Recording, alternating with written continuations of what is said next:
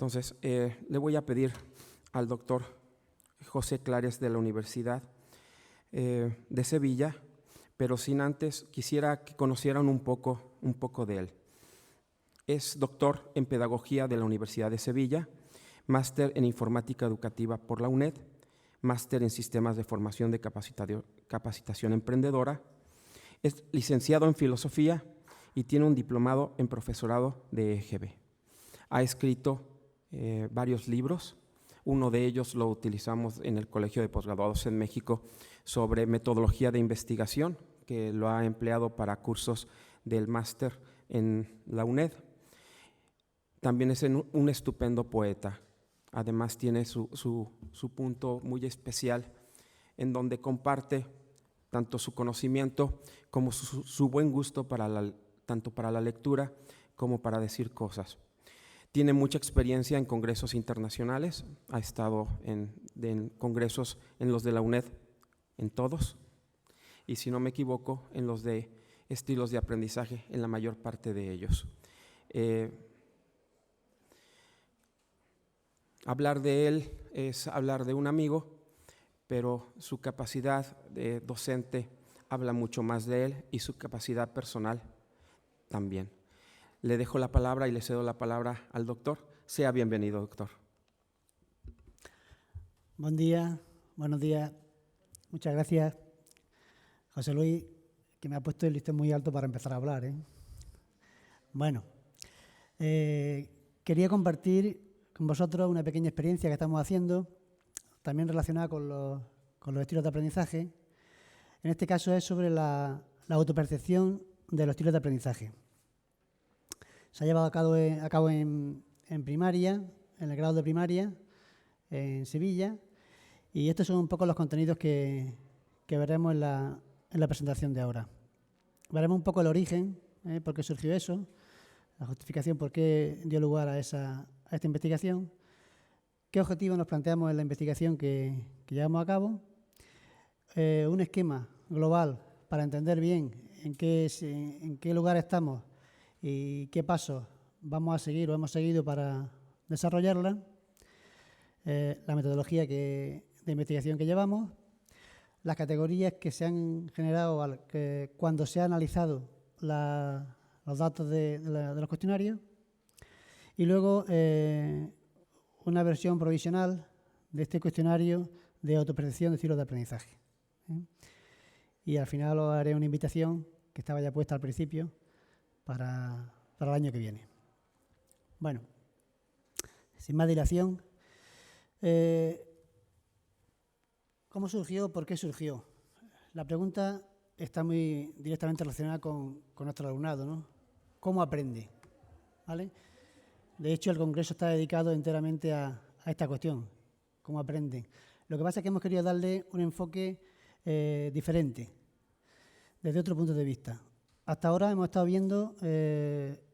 interrogando al alumnado para saber cómo aprende, digamos, para que él se haga el autodiagnóstico, pero le planteábamos ya cosas que queríamos que nos respondieran. Y ahora el enfoque que queremos darle ha sido ver cómo percibe él su aprendizaje, cómo entiende que es su proceso para aprender. Esto lo hemos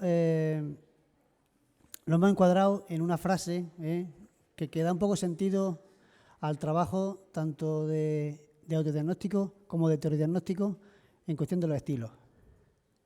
Y es que cuando alguien piensa sobre algo que hace, cuando piensa sobre él, entonces empieza a ser consciente de ese proceso, que si no muchas veces se hace de forma automática. Y al ser consciente de ese proceso puede intervenir en él, puede controlarlo, incluso puede mejorarlo si piensa que tiene lagunas o tiene aspectos que los puede mejorar. Esto se hace extensible a cualquier ámbito, a cualquier ámbito de la educación, que serían los aspectos metacognitivos de esos procesos de aprendizaje que estamos llevando a cabo. Entonces, esto es un poco lo que está detrás de por qué nos planteamos hacer este tipo de enfoque.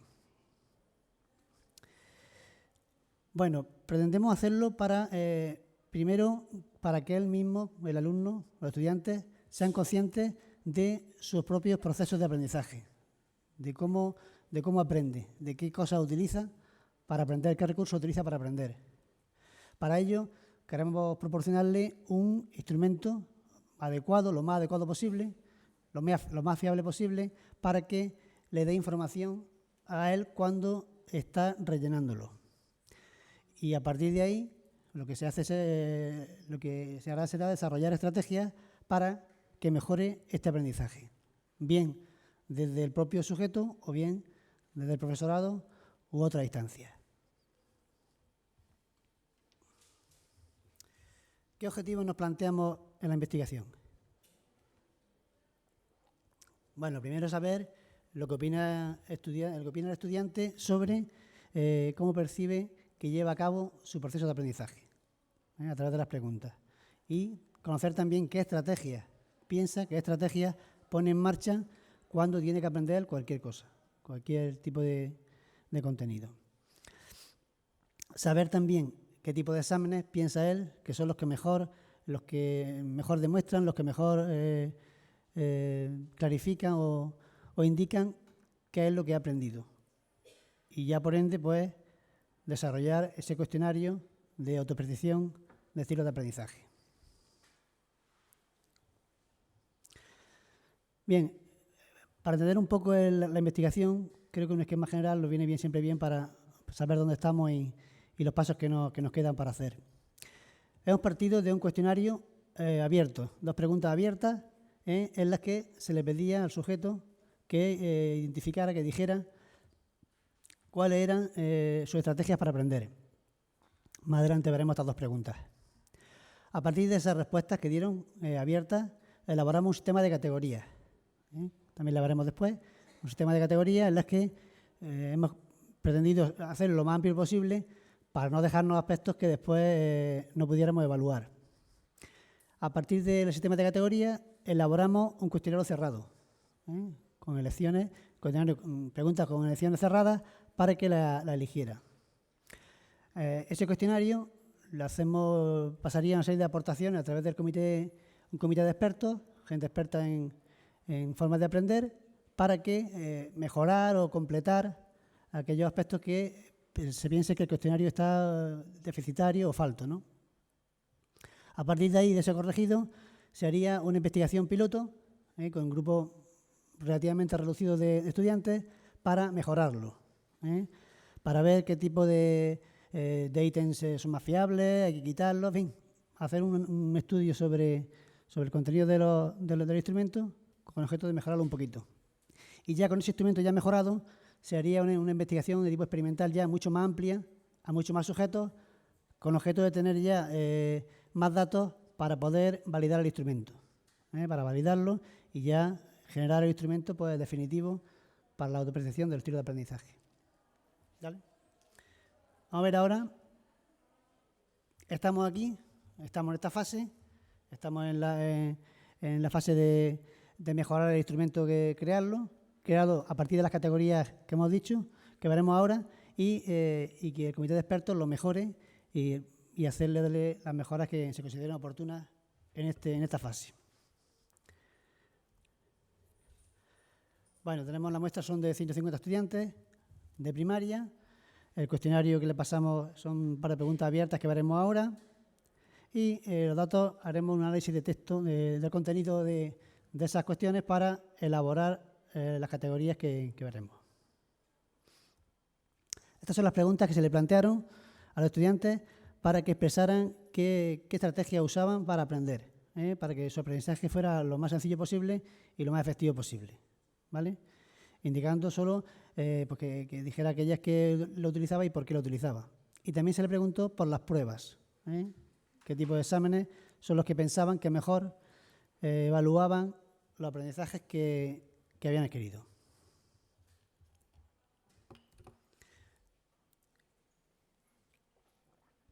Con todas las respuestas que dieron, pues elaboramos estas categorías que intentan ceñirse de la manera más clara posible a las respuestas que dieron. Por ejemplo, lectura, resumir palabras, poner palabras claves, leer resúmenes, subrayar, memorizar, aprender, Algunos tenían imágenes fotográficas, memoria fotográfica, repetir en voz alta, repetir escrito, hacer trabajo, estudiar, redactar, estudiar con ejemplos, buscar el libro de información, experimentar. O sea, toda la serie de aspectos que ellos consideraron que con ellos aprendían mejor, ¿vale? Bueno, estas categorías, lo que hicimos a partir de aquí, bueno, estas son las de los exámenes, la forma de exámenes, de elección múltiple, preguntas cortas, de desarrollo, prácticos, orales, y luego la mezcla de las categorías 1 y 2 y 1 y 3, que también aparecieron varias veces, que eran las que pensaban que se les daba bien esos dos tipos de exámenes.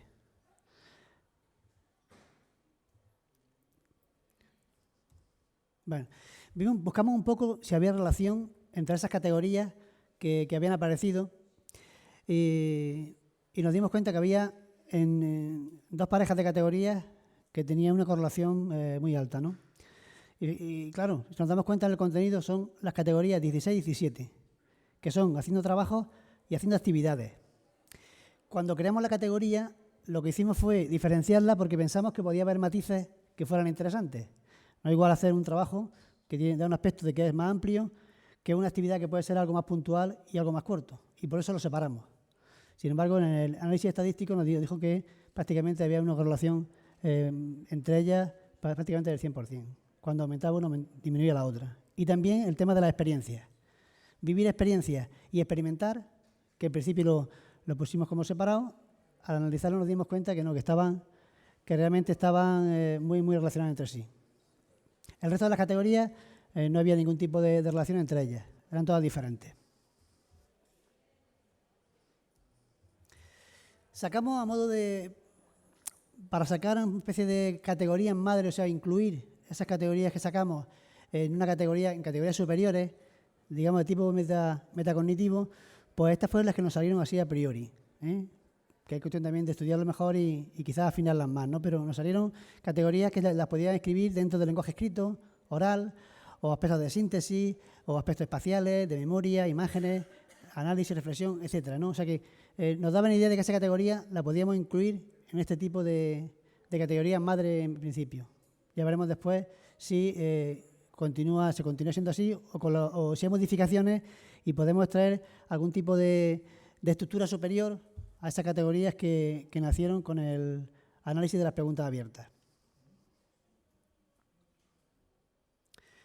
Este es el cuestionario, el borrador de cuestionario que hicimos, que tiene 50 ítems, ¿no? De los cuales 5 de ellos están relacionados con el tipo de examen, para que lo elijan ahí.